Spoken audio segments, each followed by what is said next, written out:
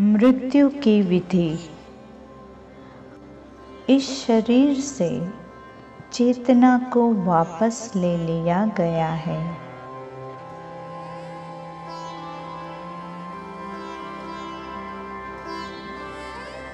अब हमें इस शरीर और इंसान के साथ जुड़ी स्मृतियों को, जो हमारे मन और हृदय में अंकित है, उसे अलग करने का समय आ गया है।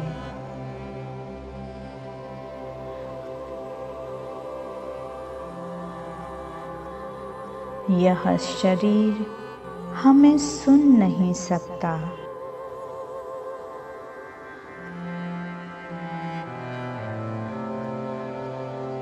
यह शरीर अब वह इंसान नहीं है जो हमारी स्मृतियों में है।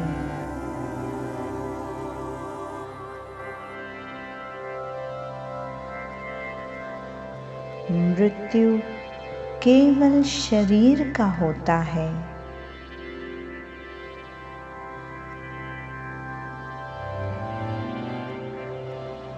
इंसान के कर्म और उसकी पहचान का मृत्यु कभी नहीं होता।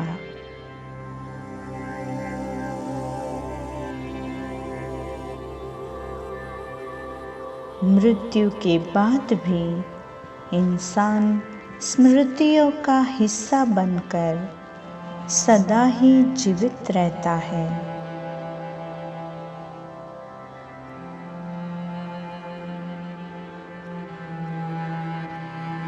मृत्यु केवल इंसान को शरीर से दूर करता है।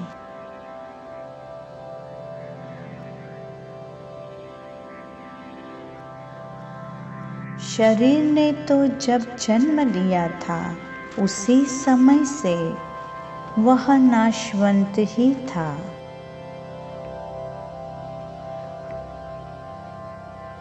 जो कर्म इंसान ने किए हैं इस शरीर के द्वारा, वे कर्म नाशवंत नहीं है।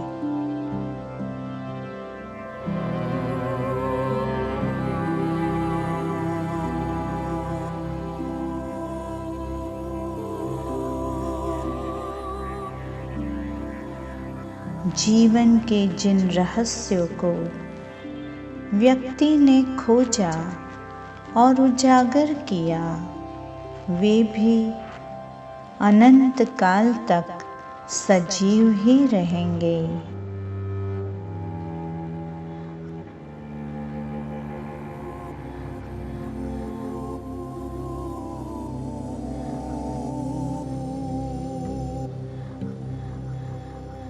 शरीर जो समय काल के लिए सक्रिय था, वह सारा समय भी सजीव रहेगा।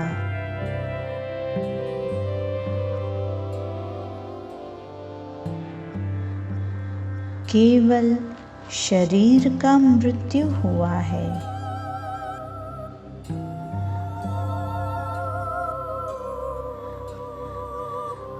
शरीर सदैव नाशवंत ही रहा था और शरीर के नाश होने की संभावना ही अंतिम सत्य है।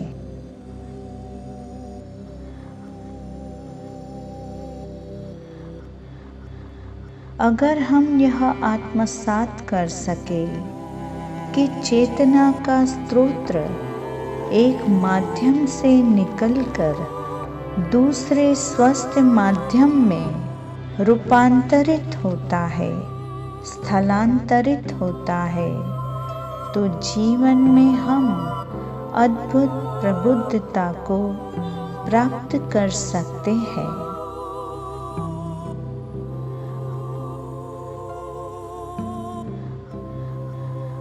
दिव्य चेतना जो स्वयं ऊर्जा का रूप है, जो अमर है, अनंत है और अवर्णनीय है, ऊर्जा जो सदा गतिमय है, सतत सक्रिय है, अपने पथ पर अविरत आगे बढ़ने के लिए प्रकाश की ओर।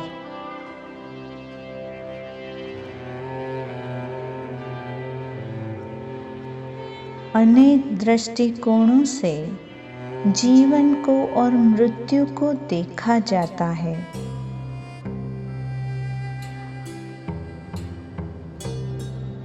चलिए अब अश्रुओं को समझाया जाए कि विलाप से उचित है हम ध्यान करें।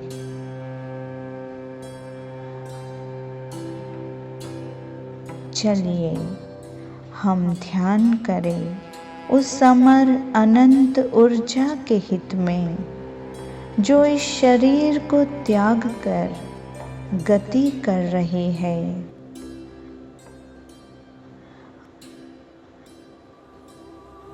उस ऊर्जा को नया स्वस्थ माध्यम प्राप्त हो, ऐसी प्रार्थना करें।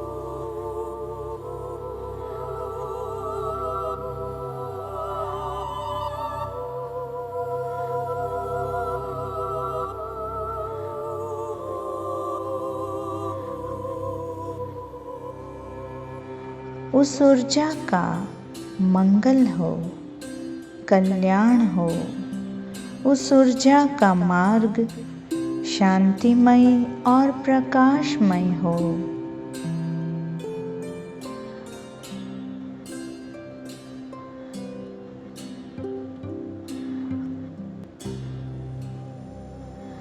ऐसी मंगल कामना के साथ उस अनंत ऊर्जा को प्रणाम।